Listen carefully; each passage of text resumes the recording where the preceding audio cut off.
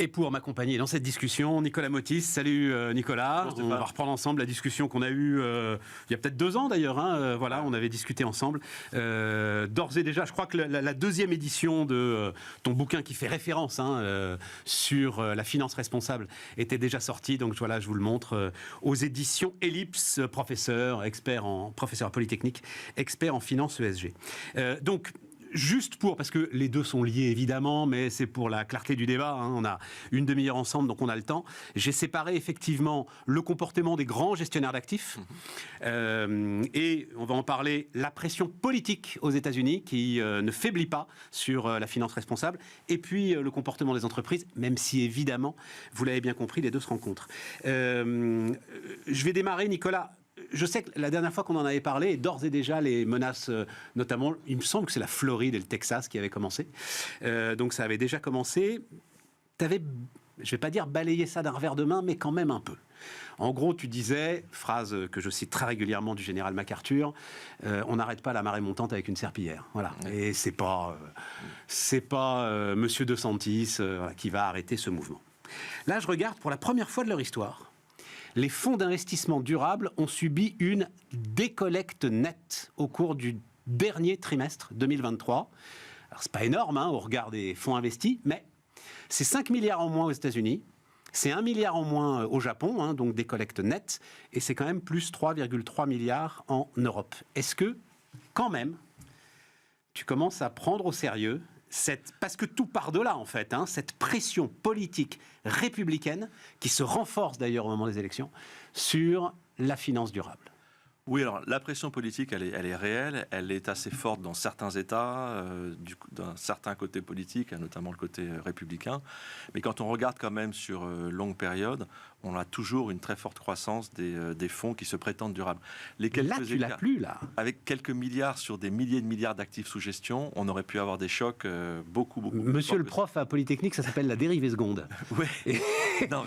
Et c'est ce qu'on regarde de très très près en économie. Oui. Non, mais certes, je ne dis pas qu'il y a de la croissance, je dis que simplement on aurait pu avoir, compte tenu du bruit qui a été fait autour de ces accusations de wokisme, par exemple, pour l'intégration ESG, on aurait pu s'attendre à des descentes beaucoup plus vertigineuses que ce qu'on observe. Donc il y a clairement un tassement, probablement une décroissance sur certains gérants. Il y a notamment quelques grands gérants très connus qui avaient pris des positions pour BlackRock, pour ne pas les citer, qui reviennent en arrière. Donc voilà. Il y a ce mouvement-là. En fait, il y a deux énormes, on peut expliquer d'ailleurs, parce qu'on a assez peu l'occasion de le faire, mais il y a deux poids très très lourds aux États-Unis. Il y a BlackRock et Vanguard d'un côté. Ouais. Vanguard a toujours été très réticent sur ce sujet de finance durable. Donc, d'une certaine manière, on ne peut rien leur reprocher. C'est vrai que le virage de BlackRock est ahurissant, parce qu'il y a quoi ? Il y a 10 ans à peu près, le patron de BlackRock donnait des leçons à la terre entière sur la finance durable. Tous les ans, il faisait une lettre. Écrivait 10 ans, j'exagère, ça doit commencer. Il y a quelques années, il y a 5-6 ans, je dirais. C'est vraiment... Et puis, depuis 2 ans, maintenant, il a arrêté d'écrire et il est redevenu beaucoup plus prudent, notamment parce que ses détenteurs d'actifs, ses asset owners, ont commencé à dire, attention, l'ESG, c'est bien, donc la prise en compte des facteurs environnementaux et sociaux, c'est bien, mais ce qu'on vous demande quand même, c'est de délivrer de la performance financière. Donc, ce qui se passe aux États-Unis, au-delà des côtés un peu épidermiques autour de certains acteurs républicains ou de critiques de wokisme, c'est une sorte de retour à la normale sur le fonctionnement du capitalisme anglo-saxon qui dans le cœur de ses mécanismes, met l'accent sur risk-return, donc l'arbitrage rentabilité-risque. Et il y a des moments où l'ESG a trouvé un peu grâce aux yeux des financiers classiques, et notamment au moment du Covid, parce qu'il y a des phénomènes aussi conjoncturels plus courts.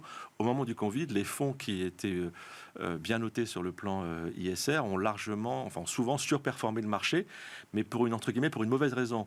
Ils avaient des biais sectoriels très forts sur la santé et l'IT, les technologies de l'information, qui ont fait que pendant la période Covid, leur performance a été plus forte. Et là, on a eu un contre-choc très fort, notamment avec la guerre en Ukraine, qui a favorisé plutôt les titres du secteur oil and gas, donc les énergies fossiles, et puis les titres du secteur de l'armement, qui par construction, historiquement, sont pas très présents dans les fonds ISR. Et donc les gérants qui étaient très engagés sur des fonds ISR classiques, entre guillemets, se sont pris une claque assez violente en 2022-2023, avec des sous-performances par rapport aux autres, qui les ont amenés à être un peu plus prudents sur leur discours ESG. Donc il y a aussi cet aspect un peu conjoncturel qui a beaucoup joué, très intéressant, et qu'il ne faut pas négliger, parce que quand on regarde encore une fois sur longue durée, Je ne suis pas sûr que l'intégration ESG monte au ciel, hein, ce n'est pas l'idée, on n'aura pas 100% de fonds ESG, mais on a quand même eu une très très forte croissance des actifs sous gestion.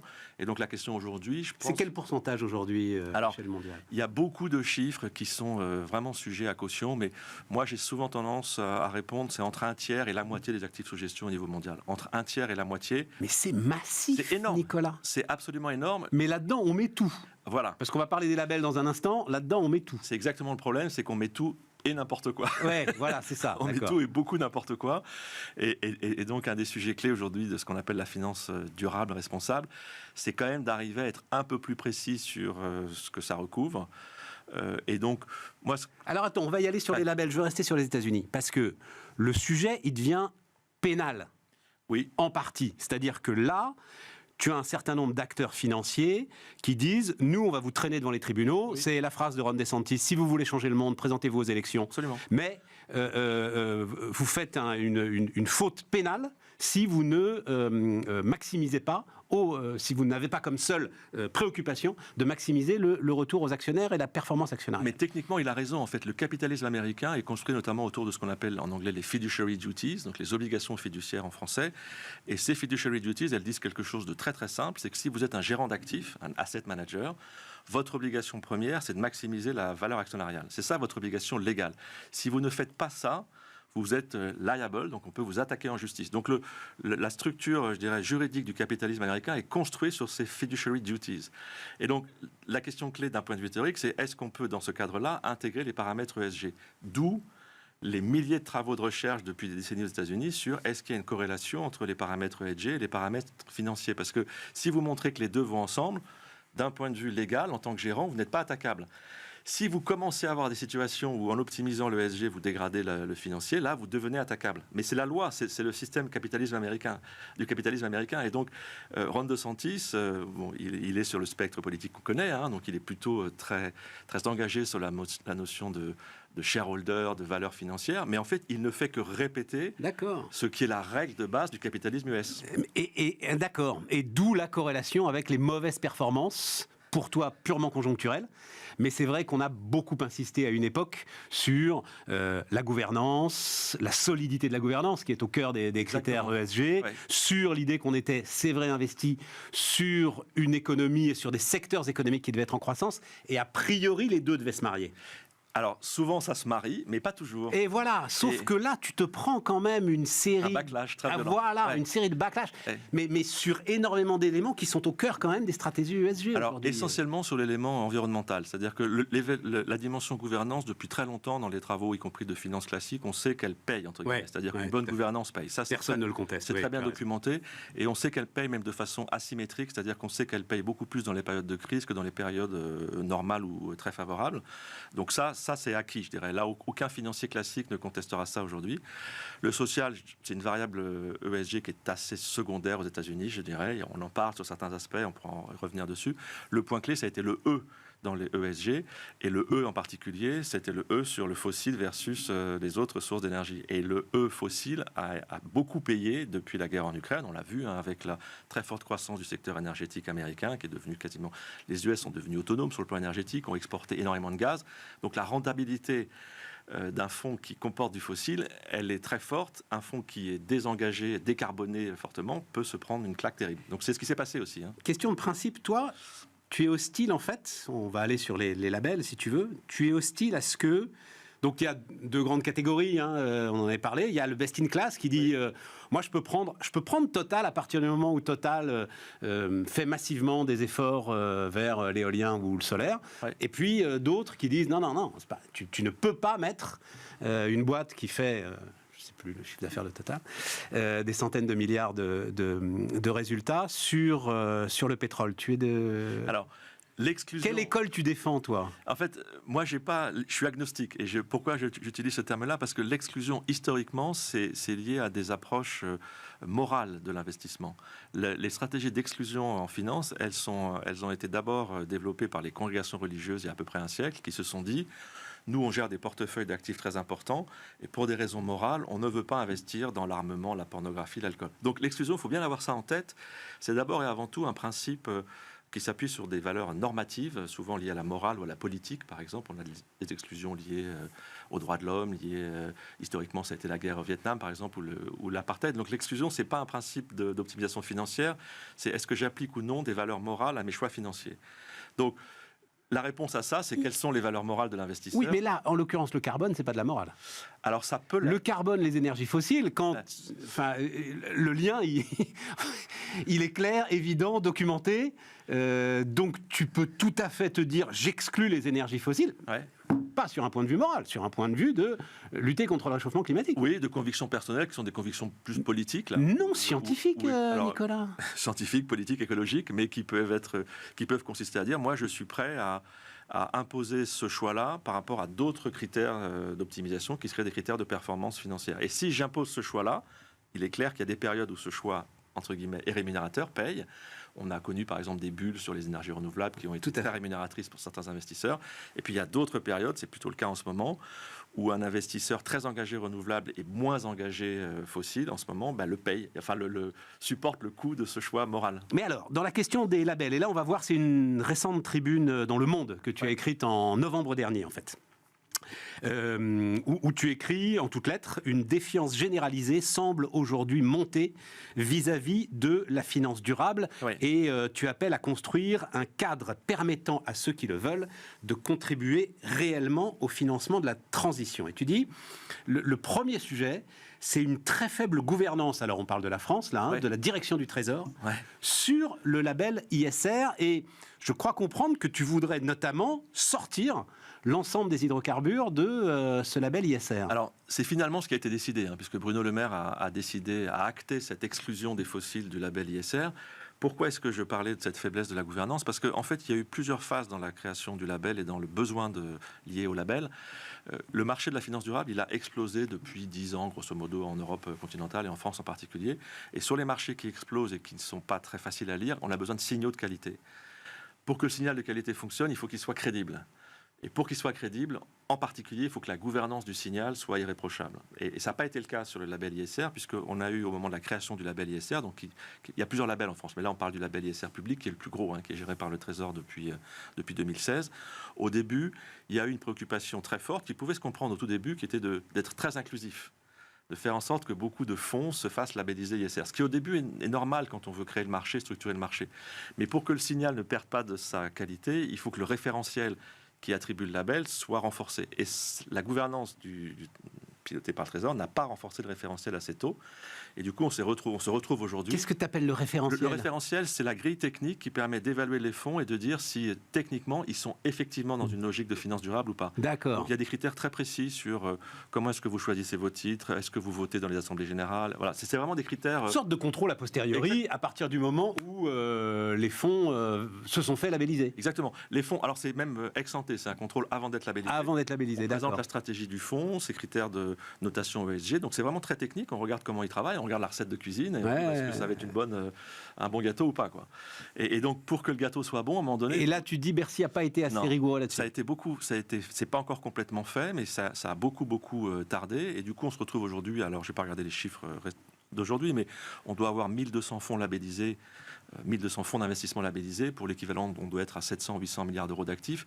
Donc là-dedans, il y a des fonds qui sont crédibles en termes d'engagement sur des paramètres ESG, et il y a d'autres qui le sont beaucoup moins. Et quand le consommateur, l'épargnant en l'occurrence, là, commence à plus trop comprendre ce qu'il y a derrière le label, le signal perd de sa valeur et perd de sa crédibilité.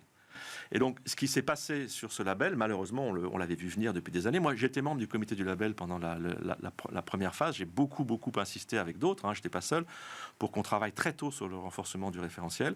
Et c'est arrivé beaucoup trop tard. Donc là, Bercy commence à bouger un peu, et Bruno Le Maire, à la suite notamment à une autre initiative qu'on a lancée à l'automne, a enfin acté l'exclusion des fossiles du label ISR.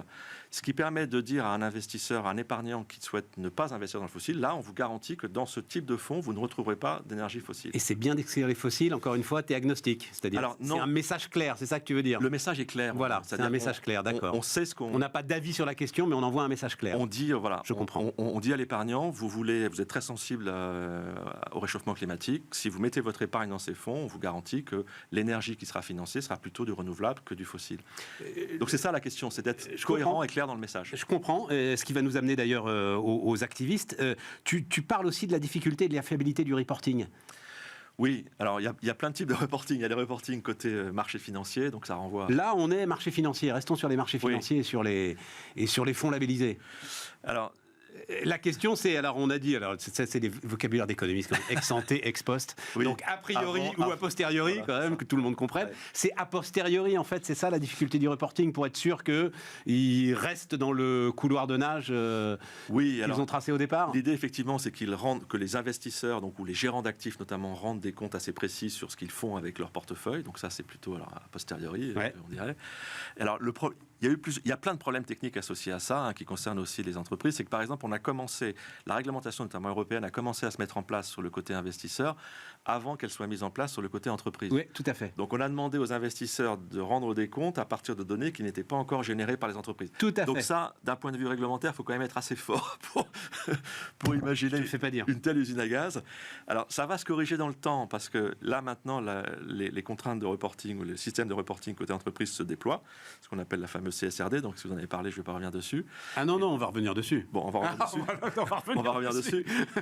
Et donc, les deux réglementations clés, ce qu'on appelle la SFDR, côté acteur du marché financier, et CSRD, vont enfin être à peu près en phase. Mais ça prendra encore quelques années, on n'y est pas. Et donc, du coup, la qualité des informations que pouvaient produire notamment les gérants d'actifs était assez faible.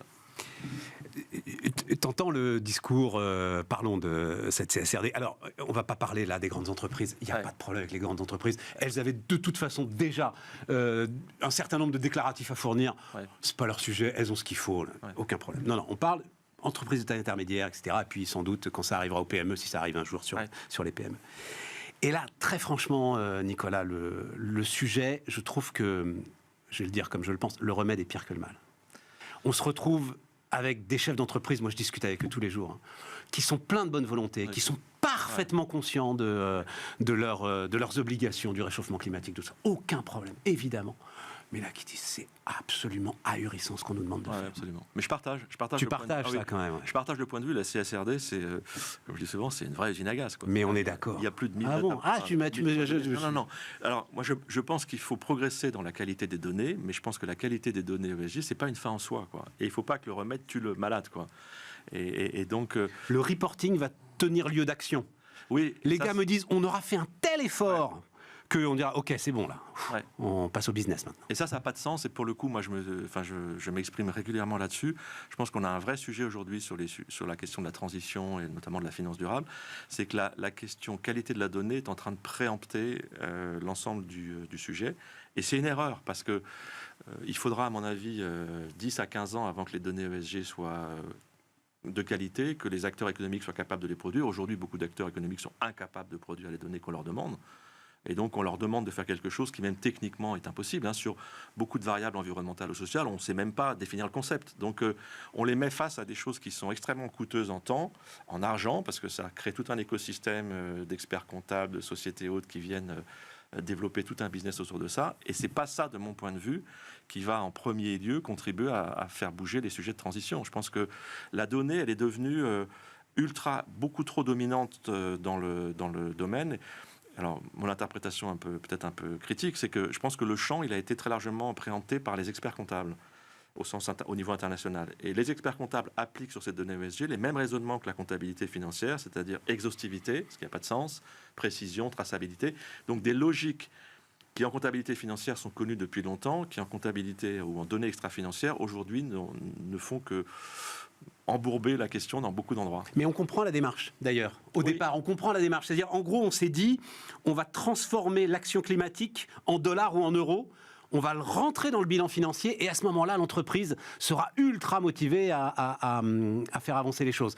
Sauf que ça marche pas comme ça. Ça marche pas comme ça. Voilà. Ça, c'est un peu le rêve du comptable et du financier. Exactement. Ça marche pas comme ça. Ça marche pas comme ça. Il y a beaucoup de variables qu'on ne peut pas rentrer dans ce qu'on appelle la matérialité financière et qu'on doit piloter. Et donc, tu dis quoi, Nicolas ? Parce que ça, c'est très très intéressant et c'est fondamental et c'est la grande question sur laquelle réfléchissent les entreprises aujourd'hui. Moi, j'en entends dire, finalement, la donnée, on va laisser tomber. On en a quelques-unes. On va juste prendre les quelques-unes qu'on a, une dizaine. Ça suffit. Et on va essayer de progresser là-dessus. Et le reste, Ouais. Non, mais je pense que c'est la bonne approche. Je pense que la bonne approche, chercher l'exhaustivité sur les données ESG, pour moi, ça n'a aucun sens. Ça va coûter extrêmement cher, c'est même techniquement pas possible. Et je reviens à l'objectif de base qui est de travailler sur la transition et l'adaptation. C'est pas ça qui fera faire des progrès sur la transition. Il y a d'autres leviers pour faire des progrès majeurs sur la transition. Alors c'est là où on arrive sur un sujet de désaccord entre nous, qui nous approche des assemblées générales. Ah bah si, parce que là, toi, tu es catégorique. Tu as même regretté, alors d'après ce que j'ai compris, c'était prévu dans un texte de loi, ça a été retiré, bon, peu importe. Ça a été voté puis retiré. Sur pression du MEDEF, dis-tu, j'en sais rien, mais enfin bon, sans doute, oui. La FEP peut-être plus que le MEDEF, mais enfin bon. La FEP et MEDEF, les deux, Oui, voilà, les deux. Et donc, c'est Say on Climate, c'est que l'Assemblée générale se prononce de manière obligatoire et réglementaire sur la stratégie climatique ou carbone d'ailleurs, c'est une première question, de l'entreprise. Alors, c'est stratégie climatique, donc c'est pas que carbone, c'est au sens large. Mais alors, oui, mais il faut voir comment elle se prononce. C'est-à-dire que si j'applique une vision réglementaire classique française, elle devrait se prononcer sur des choses extrêmement précises, avec des points de données, des horizons. Ça n'a pas du tout été de la logique de ce projet, donc ce qu'on appelle les fameuses résolutions climat ou résolutions Say on Climate, c'est deux types de résolutions. L'idée, ça a été de dire, et c'est basé sur des travaux de recherche qu'on a menés depuis longtemps, à partir d'une question clé, c'est est-ce que ce qu'on appelle l'engagement actionnarial, donc la relation entre actionnaires et dirigeants, a un impact sur la stratégie des firmes. C'est ça la question clé, c'est-à-dire est-ce que les investisseurs, au-delà de l'optimisation de leur performance, dans le dialogue qu'ils ont avec les dirigeants, peuvent contribuer à faire bouger la stratégie des firmes. Il y a beaucoup de travaux de recherche qui essayent de répondre à cette question. Et nous, on a fait ces travaux. On pense que cette interaction, elle peut vraiment avoir un effet sur la stratégie des firmes. À partir de là, la question qu'on se pose, c'est comment est-ce qu'on fait pour créer les conditions de ce dialogue entre actionnaires et dirigeants pour que, effectivement, des enjeux type adaptation au changement climatique soient mieux pris en compte par les entreprises. Et donc, l'idée de cette résolution climat, c'est un peu ce qu'on appelle de la smart regulation, c'est de dire, on ne vous dit pas exactement de quoi vous allez parler, mais on vous demande juste d'en parler. Et ça, c'est très différent comme approche réglementaire de la CSRD. Si tu vas en Assemblée Générale, on te demande de prendre des engagements. Alors non, parce que justement, on a beaucoup travaillé sur la résolution, y compris avec des grandes entreprises qui ont tout à fait validé le principe. Le schéma que l'on propose, c'est un schéma de résolution non-binding, comme on dit. La plupart des résolutions actionnaires en France, elles sont contraignantes. Et donc, c'est une des raisons aussi pour lesquelles il est très difficile de déposer des résolutions en France, c'est qu'une résolution française votée à la majorité, elle est contraignante pour l'entreprise. Là, le schéma que l'on a proposé, c'est une résolution consultative. Et ça, c'est un point technique majeur. Et ça a fait l'objet de beaucoup de discussions. On en a parlé notamment. Je comprends que ce soit fondamental. Ah oui, c'est fondamental comme différence. Et on en a parlé au sein de l'AMF entre juin 2023 en juin 2022 et mars 2023. Donc on a passé beaucoup de temps au sein de la commission climat avec des représentants des grandes entreprises, de la société civile, des investisseurs pour élaborer cette proposition. C'est pas une proposition qui est tombée du placard. Et donc l'idée, c'est de créer un cadre de dialogue non contraignant en termes d'application, mais qui au moins conduit à minima tous les 3 ans les dirigeants et le marché financier, les actionnaires à dialoguer. Et donc, quand on comprend bien la philosophie de cette... Il est permanent, le dialogue, alors non, Nicolas. Non, il n'est pas permanent. En fait, justement, c'est aussi un des points de départ du travail. Il y a des groupes qui le font de façon permanente. Il y a des groupes qui, assez naturellement... C'est le boulot des relations investisseurs, j'ai presque envie de dire, au quotidien avec leurs grands actionnaires. Pas sur les sujets climat. Non, justement, c'est pas sur les sujets climat, parce que c'est quand même le conseil d'administration qui définit la stratégie de l'entreprise. Oui. Il ne faut pas que ce soit l'actionnaire. Et oui, c'est vrai, parfois... la stratégie de l'entreprise n'a pas comme priorité, et en ce moment d'ailleurs on peut le regretter, n'a pas comme priorité une stratégie climat. Mais qu'est-ce qu'apporterait une résolution qui ne serait pas contraignante, justement ? Alors justement, là on rentre vraiment dans les détails des mécanismes d'engagement actionnarial. Ce qu'on a montré, notamment avec différents travaux, c'est que le fait de faire dialoguer, même si la résolution est non contraignante, même si les résolutions en question ne sont pas votées à la majorité, ça a un effet très fort sur les pratiques de l'entreprise. Ça, on l'a montré, ça. On a fait des papiers là-dessus. Et donc, l'idée, en fait, c'est de parier sur un dialogue intelligent entre actionnaires engagés et entreprises. Tu as vu ce papier du Wall Street Journal, cette enquête du Wall Street Journal, il y a à peu près 1 mois et demi, le nouveau gros mot de Corporate America, ESG. ESG, ouais. Et donc, le sujet, c'est le nombre d'entreprises citant ESG dans les communications avec les actionnaires au moment de leurs résultats annuels a été divisé par 2 sur les 2 dernières années. Pourquoi ? parce que derrière, ils ont peur des procédures judiciaires. Oui, tout à fait. Non, mais et donc, ça veut dire que c'est quand même des mécaniques, et à mon avis, moi, les activistes, qui jouent contre leur propre camp dans ces cas-là, Nicolas. Alors, oui et non, parce que ça, c'est la... Je prends des engagements, je ne peux pas les tenir, je me retrouve devant les tribunaux. Ok, c'est bon, j'arrête, je ne prends plus les engagements. Ouais. C'est vrai, il y a ce retour en arrière sur la communication autour des paramètres ESG, hein, donc on a expliqué pourquoi, hein, c'est lié au fonctionnement vraiment quasi génétique du capitalisme américain, mais en même temps, quand on regarde ce qui se passe sur le fond, il y a de plus en plus de travaux très concrets sur les marchés financiers. Là j'avais juste avant un déjeuner avec un de mes doctorants qui travaille, enfin ancien doctorant qui travaille sur l'intégration des paramètres ESG dans les indices de marché. Donc il y a cet élément de surface avec une communication beaucoup plus prudente aujourd'hui sur le ESG, mais la réalité de la profondeur, c'est que beaucoup d'acteurs, y compris des acteurs très mainstream, s'interrogent de façon très forte sur comment intégrer ces paramètres-là. C'est ce que disaient les patrons d'ailleurs dans l'enquête du Wall Street Journal. Ils disaient on ne communique plus, mais on essaye de faire. Ouais. Bon. Et donc en fait, moi je travaille aussi sur le côté entreprise, puis je travaille aussi sur l'innovation, on en parlait rapidement. Côté entreprise, il se passe énormément de choses. Et donc une des questions pour moi, c'est comment on fait en sorte que les initiatives côté entreprise soient soutenues par les actionnaires qui comprennent l'intérêt de ces initiatives. Et valorisées. Bon, mais ça, il faut le permettre. La conclusion, Nicolas, c'est encore la même, donc on n'arrête pas la marée montante avec une serpillière. Alors oui, mais la marée, elle monte, elle revient. Quand même. Et les coefficients de marée, moi je suis breton, donc... les coefficients de marée. On n'est peut-être pas sur une grande marée ESG, on est peut-être sur un petit coef, mais les gros coefs ESG, je pense qu'on va les voir revenir forcément parce que la réalité technique va nous l'imposer. Donc la marée, il y en a 4 fois par jour, hein, on verra. 4 fois par jour. Nicolas Motis, donc professeur à l'école polytechnique qui nous accompagnait pour ce nouveau numéro de Bismart. Et on se retrouve évidemment la semaine prochaine.